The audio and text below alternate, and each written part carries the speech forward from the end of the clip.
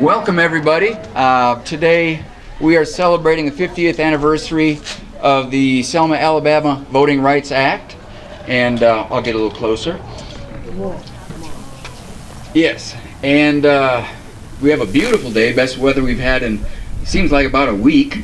And at this point, we've got a few things coming up, but really, well, I'll announce the sponsors first of all. We have the Jackson County NAACP and the president, Enrique Gomez.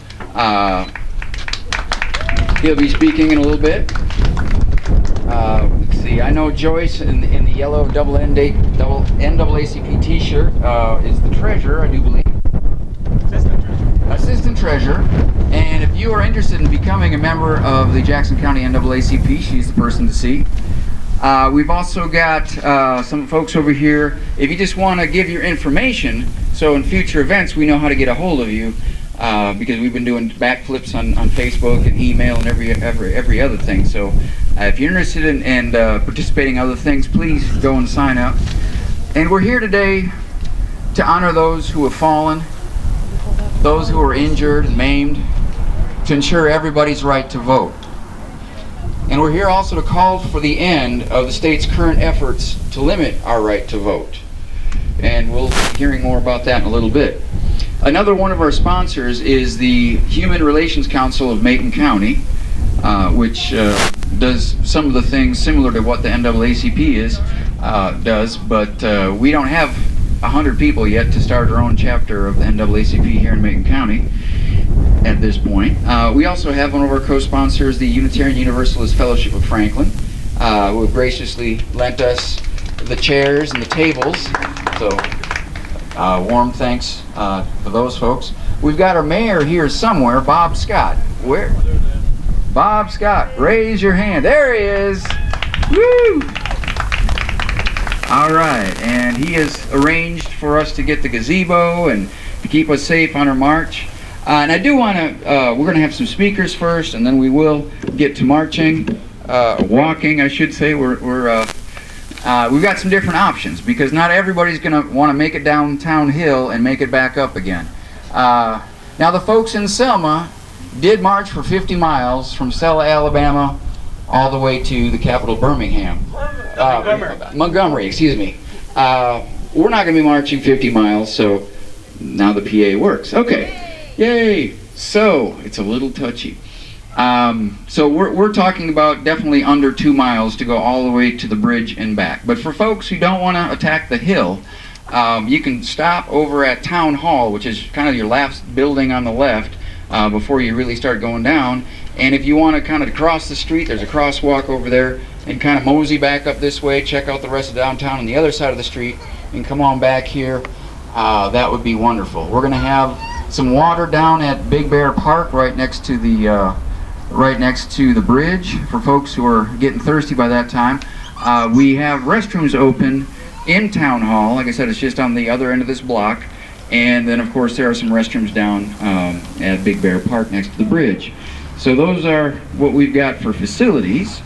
And at this point, what I really want to do, because I believe it's important, that we're here, and what I would like folks to do is, if you're comfortable for a few minutes hopping up off the chairs, or sit down next to somebody you don't know, somebody who doesn't look like you, and start a conversation. Why are you here? Why is this important? What are your experiences? Because we need to know each other. I think that's one of the major problems that we have in this world, is that we don't have people talking with each other. We have people talking at us or past us, but we need to converse and get to know each other as human beings. So at this point, we've got a few more minutes.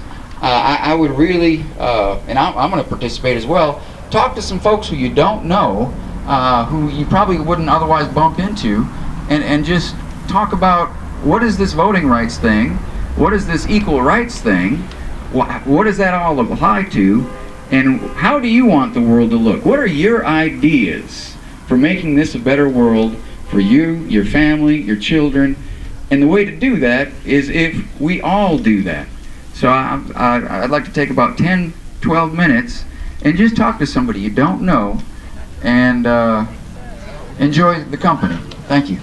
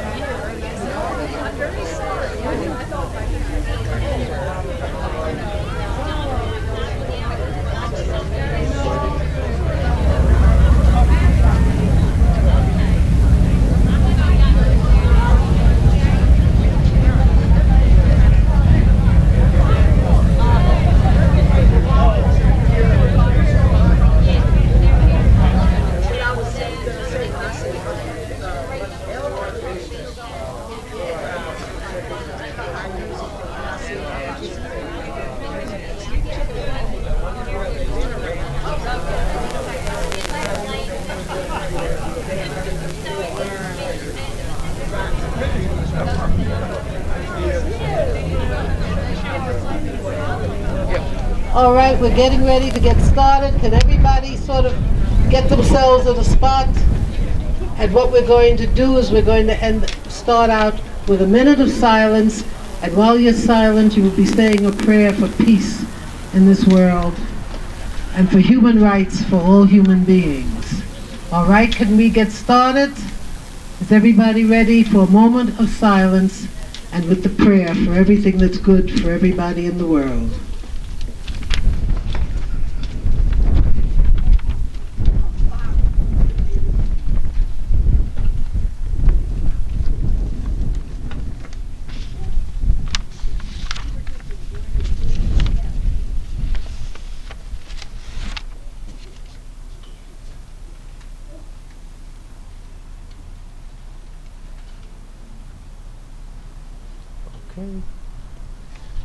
All right, we sent all the beautiful thoughts out into the world, and I'm sure it will help. And we're going to have the speeches here now. We have with us the president of the Jackson County NAACP, Enrique Gomez, and we're going to ask him to be our speaker, our first speaker.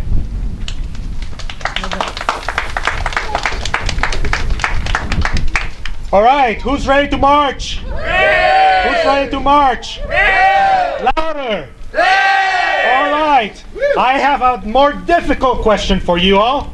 Are there any prisoners of hope? Now, before you answer, a prisoner of hope, it is so taken by the idea of justice that cannot do anything else but enact and work to bend the arc of the universe that bends towards justice. Are there any prisoners of hope here? Yeah. All right. Excellent. Excellent, everybody. As Selma just mentioned, my name is Enrique Gomez. I am president of the Jackson branch of the National Association for the Advancement of Colored People, and founded in 1909 by a multiracial coalition to advance the cause of justice. Here is our mission and statement. Our mission is to ensure the political, educational, social, and economic equality of rights of all persons and to eliminate race-based discrimination. Our vision is to ensure a society in which all individuals have equal rights without discrimination based on race. I am president of the local branch of the NAACP because I want to end the NAACP, and I work every day to make that possible. Now, what do I mean by that? You see, in the 21st century, 50 years after the height of the civil rights era, there should be not a need for an NAACP, but the NAACP cannot complete its historical promise to the nation and to the world until our mission and our vision are realized. How far we have come, and yet how far we still need to go. Almost 2 years ago, the United States Supreme Court got at the core of the Voting Rights Act of 1965. An act that was fought for by many men and women who even paid with their tears, blood, and lives to wake the consciousness of the nation over the systemic disenfranchisement of colored people. The ruling of the current court allowing several state legislatures, including North Carolina, to pass voter suppression laws aimed at the progressive vote. Chief Justice John Roberts tried to justify the court's 5-4 decisions very close by writing, "Our country has changed, and while many racial discrimination in the voting is too much, Congress should ensure that the legislation it passes to remedy the problem speaks the current condition." How naive this is, especially in the light of a ruling of all those states with the fastest growing populations of people of color, from Arizona to North Carolina, have enacted laws that amount to poll taxes. Then Speaker of the House of the General Assembly of this state spearheaded a law that requires government-issued photo IDs to vote in 2016, reduced the early voting and Sunday voting period, and eliminated same-day registration. It prohibited out-of-precinct voting and pre-registration for 16 and 17-year-old voters who would be 18 on the day of the election. These are measures that the Voting Rights Act was written to prohibit. This NC legislation was fabricated under the false pretense of widespread voter fraud. But it is obvious now, in the light of recent election cycles, that these measures amount to a systemic disenfranchisement of people of color, of the elderly, of the working class, and students. We need just laws that expand the electorate, not diminish it. Yet there is hope. This year, the North Carolina NAACP and other People's Assembly coalition partners, along with the U.S. Department of Justice, are challenging this inequitable law. It is important that we march today and in many days to come this year, not just to commemorate a transcendent historical event, which is the March of Selma, but to remind us that North Carolina in 2015 is our Selma. That we need to make our legislatures aware that we are a movement, not a moment, and that we will remember their unjust legislation in 2016. Today we demonstrate with a march that what democracy looks like, what fusion politics looks like, and what will become a future where all human rights are recognized without discrimination based on race. And here I have a chant, more a saying, more a cry for justice that belongs not to me, not to the NAACP, but to the people of North Carolina. And it is forward together, not one step back. All right? When I say forward together, you say? One step back. Forward together? Not one step back. Forward together. Not one step back. Thank you very much. Thank you, Enrique. I'd like to introduce one of the members of the Human Relations Council of Macon County. Just, let's see, Bill Crawford, come on up and please explain what's going on. Thank you. I would like to thank Dan and Selma for organizing this event. The Human Relations Council of Macon County is at least 25 years old. It started basically to celebrate the Martin Luther King celebration. We've done that every year, and we've done marches for that. It's met a lot at St. Cyprian's Church, Burgess Chapel, Ray's Chapel, a lot of members from there. You may remember recently the passing of Harold Strader, wonderful Methodist minister. He really was a good leader of the Human Relations Council. I'd like to recognize some of the Human Relations Council folks, and I may miss some. Pat and Ed Washington are here. Yeah. Pat's here and Ed's back there. Is Claudette is here, and who's the lady behind you? Lily. Say it again. Lily Hall. They're great members of the Human Relations Council. To be honest with you, we need more members. You can see our age, and I would really like to have you folks whether you live in Macon County or not, help us maybe become a little more organized. And please speak to Ed and Pat, Claudette, and Lily, or myself, and we'll tell you about that. I'm hoping we can have a nice organizational meeting maybe this summer, or another event during the year besides the King celebration. So thank you for letting us be a part of this. I think this is a great idea, and not one step backward. Yeah. Oh my. All right, thank you, Bill. Up next, we have somewhat of a phenom, if I may say so. We've got living in this very community of Franklin, North Carolina, the only woman who Malcolm X would allow to interview him. He knew her reputation for integrity in her writing as a journalist in New York City, and she has been extremely active politically in New York City, and lived most of her life there, and has retired here the last 6-7 years or so. And well, she said she wants to start causing trouble, and here we are. So thank you. This is Selma V. Sparks. Well, hello everybody. And yes, I've been here, it'll be 8 years, the end of April. So I'm a Franklinite. I'm a North Carolinian now. Ooh, my friends back home heard that. But I feel I'm here, and there's some problems that are here in North Carolina, and because I'm here, I think I have to start working to attack them. And one of the big things is what they're doing to our voting rights. And this is so important. This is so necessary. And people died for us to have these rights. And it's not just for people of color, it's for all Americans. Because what they're after, not just people of color, they're after anybody who might be for something that's right for all the people, because the people who are leading this state are not.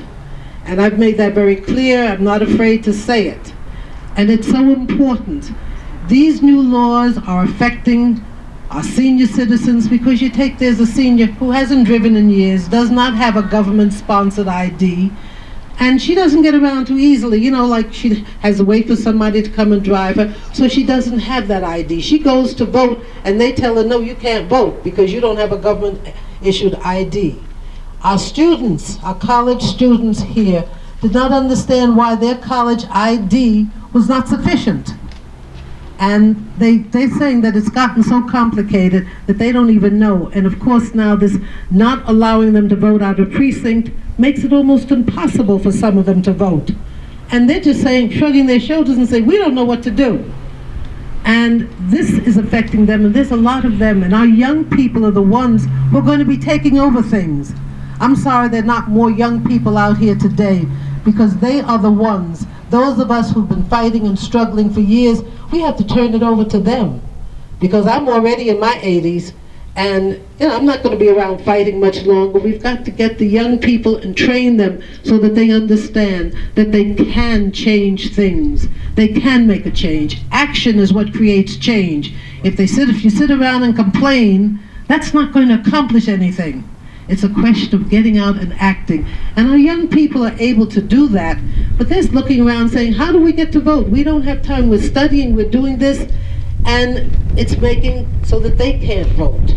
And that's what, of course, the leadership wants. They want these people not to vote. They don't want them to vote because it challenges their power, and they don't want that challenge. And that's why it's so important that we let them know we are not going to tolerate this.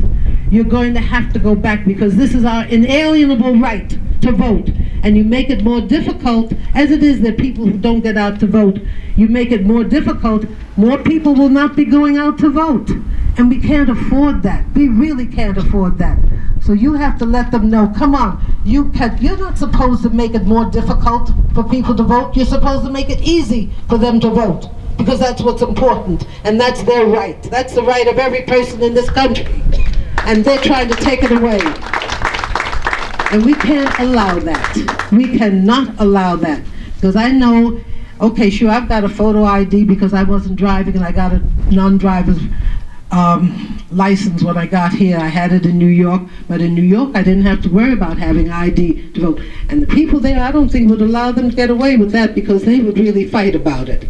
I think it's time, and this is one of the reasons this is being done today, to make the people here in Franklin understand what's happening to them, what's being done to them, what they're being deprived of, and make them understand that they've got to start acting. They've got to start acting to get these, their voter rights back, and have them know that these are their rights and they can change it. You can make a change. But if you don't start and we don't get together to do it, we're all going to lose it. And the next thing you know, we'll have a poll tax. And then they'll have a question where you have to answer questions that nobody knows the answers to. They're going backwards. This is the 21st century and they're trying to take us back to the 19th century. We cannot allow that. We have to make sure, and we have to get to our young people and let them know. Get them registered to vote. Let's get to them, get them registered, let them know they've got to vote. There's some of them who won't be able because of this if you don't live in the precinct, you can't vote. Your vote won't count. And this has changed. This is what has changed. But get to the young people and let them know, you are the ones who are needed. This is your world. This is your world. Let's work to make it better. And the people who walked that march, who gave their lives, who put their lives on the line, and they knew that a lot of them would not survive, but they were willing. They had the faith, and they had the love of their country, because it takes love of country to get out there and say, we want to make our country a better country. And that's how you make it a better country, by acting, by getting things better. That's how you show your patriotism, not by talking hate, but by getting out to make it a better country for all people. And that's what we have to do. I thank you.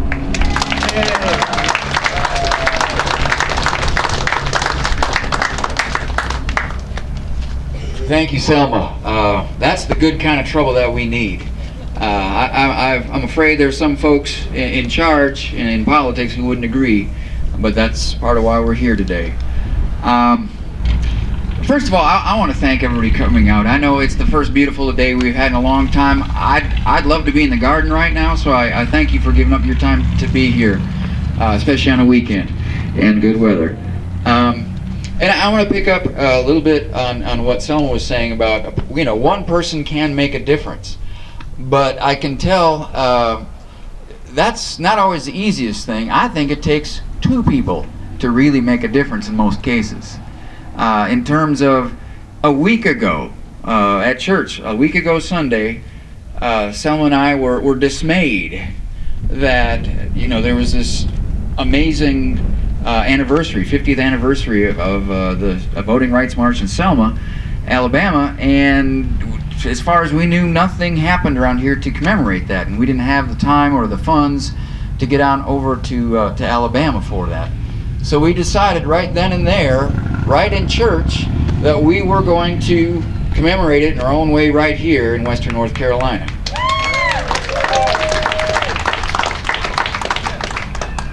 And so for that reason, we didn't have time to request a permit to actually march in the street, because that has to go through the town council, and that takes time, and we didn't have time. So, but what we're doing here today is a result of 1 week of scrambling and your willingness to come out, and I thank you. Our Mayor Bob Scott is not right here because he's out there protecting us. For the police, so that he can. All right, and our mayor, Bob Scott, like I said, he reserved this for us and set it up. He's meeting with the police right now to make sure when we march it's going to be safe for us. We've got intersections to cross and such. And so, Bob is definitely an ally in this struggle, and we thank him. If we go back to the height of the civil rights struggle, we'll see, unfortunately, that many of our leaders, one way or the other, were neutralized. Were either assassinated or intimidated, or in some cases there was extortion involved, there was COINTELPRO, there was all sorts of nasty programs and agendas to stop civil rights from moving forward, and to different groups, to Latinos and all sorts of different things that have sprung up since then. And the key to all this is community, is knowing that our struggles in our individual community is linked to everybody else's. I believe Martin Luther King Jr. said something to the effect of, none of us, if one of us is not free, none of us is free. And that is something that has resonated with me for a long, long time. And so, you know, we think about, well, what about these dreamers? What about these Hispanic kids who were born in Mexico, for example, and they were brought here when they're 2 and 3 years old? Well, we've got the White House trying to help them out, and we've got other people in Congress trying to keep them stuck. And so we've got a whole generation of young people here in the schools, and I teach in the schools here, who can't get a driver's license, can't legally get a job. They have to, you know, if they can get into college, they have to pay out-of-state tuition. This is their whole life is right here, and yet they're not allowed to fully participate. And what are they going to do? Without hope, without a driver's license, without a job, what are they supposed to do when this is the only place they've ever known? And that's the kind of ugliness and hate that we're coming up against. You know, is the face of discrimination has changed. It's not as brutal, but it's still there. It is still here, and it's in Raleigh, it's in D.C., it's across this nation, and we're here to stand up against it. So I want to talk about power. All right, we talk about political power, people in office, but this is a representative democracy. That means we as citizens don't vote on each law. We elect representatives. But as we can see right now, a lot of our representatives are not truly representing us or our interests. There's too much money involved. There's too much, well, I would say putting party before the needs of the nation, of the people. And if that isn't treason, I don't know what it is. But we have a government which is supposed to represent us and represent our rights, not deny our rights. We've got people in this state and Texas and other places that claim that there's voter fraud. That this voter ID business is to get rid of voter fraud. Well, Abraham Lincoln did not have to show a photo ID to vote. All right, our parents, our grandparents, we to this point in time have never had to have a photo ID to vote. So what has suddenly changed to these people?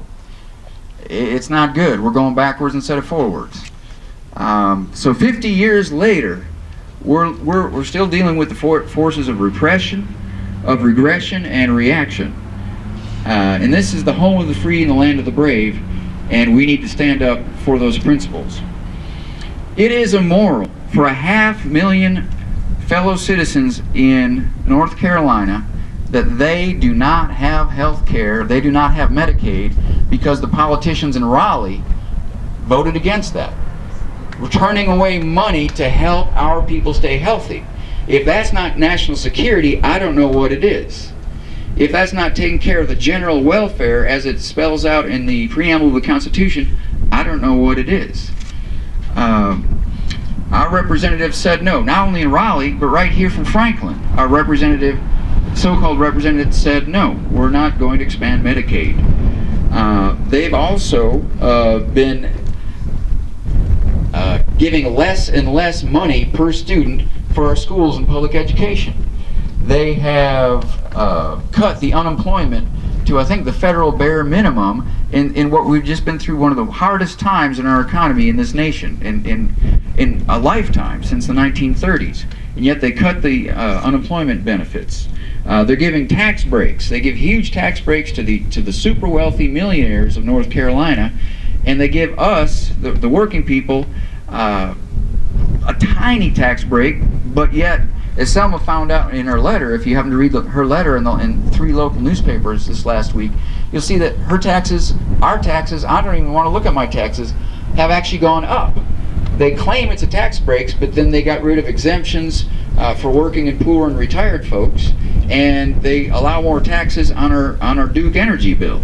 So we're paying more, the millionaires are paying less, and they're cutting services. And they say, well, we can't afford it. We can't afford it. Well, no, you just gave away how many millions of dollars in revenue to the folks who don't need it by taking away from the folks who do need it. We've got a politician supposedly representing us in D.C. who cut food assistance, food stamps for people, who is voted time and time again against affordable health care for our citizens, and who even shut down the government to try to force the repeal of the ACA, the Affordable Care Act, which has given, I'm trying to remember, is it 7 or 9 million Americans health care insurance that did not have it, that need it, and they're trying to take that away. I don't understand that kind of mentality, but it's the same mentality as the segregationists. It's the same mentality of those who trying to deny rights a generation ago are still doing it. And we need to get those people out of office. We need to energize our young people. And I understand, it's easy to be depressed. It's easy to be apathetic. It's easy to be cynical. It's easy to say, well, politics is just a big mess, and I don't even want to get involved. It's just a big mess. Well, that's what happens when only 30% of the people in Macon County voted in the last election. People get turned off and say, no, I don't vote for this party or that party, and I don't want to get involved. And then we end up with the mess we've got in D.C. and in Raleigh. Ferguson. That's what kind of got Selma talking about a month ago or better in our church about Ferguson. What are we doing anything about Ferguson here? Does that apply to us? Of course it applies to us. The lessons of Ferguson and the hardness of the things that have been happening in Ferguson for years, we don't want to have to learn those lessons one city at a time. We don't want to have to get to people getting killed and people reacting to people getting killed and having a big mess one city at a time across this nation. We need to learn these things as a nation and learn from each other, because Ferguson is not isolated. Right here in Macon County, some of the same problems in terms of, again, because they cut taxes, the local governments don't have the funds for the services. So where do they get the revenue? They put fines on people who cannot afford to hire an attorney and fight it. So it's the poor people paying the fines that's part of keeping the local governments in business. And that's immoral. That's wrong. That is a regressive tax. That is an unfair tax. So these are all the things that are happening right now. And when you're starving the local governments on the backs of school children and cutting community service and unemployment and health insurance, that is immoral. And that's why I and others, my friend Bob Feldman right here holding the flags, he's got a green armband. I've got a green armband. There's 2 other people from this county who have a green armband because we stood up. We put our bodies on the line. Now, it wasn't as dangerous it was back in the day, but it was still, when you're willing to get arrested for your beliefs, for freedom, for justice, at Moral Monday, when you go into custody, you don't know. There are no guarantees of what's going to happen. There's no outside video cameras, going out to the world of what's going on in there. We were treated fairly respectfully, but it's scary. And certain groups took our names, took our addresses, our employers, put it on a website to try to get us fired or to shame us or to shut us down. And that just, I think, emboldened most of us. Over 1,000 people a year or 2 ago, over the course of many weeks in the Moral Monday movement, chose to be arrested.